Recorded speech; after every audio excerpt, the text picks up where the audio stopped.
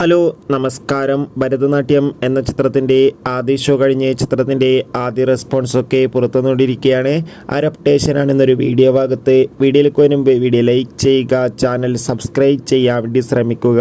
ഷൈജു കുറുപ്പ്, സായ് കുമാർ എന്നൊക്കെ പ്രധാന കഥാപാത്രങ്ങളായി ഇന്ന് റിലീസ് ചെയ്ത ചിത്രമായിരുന്നു ഭരതനാട്യം. എല്ലാ സിനിമാ പ്രേമികളും ഒരേപോലെ ചിത്രത്തിൻ്റെ റിലീസിനായി കാത്തിരുന്നു.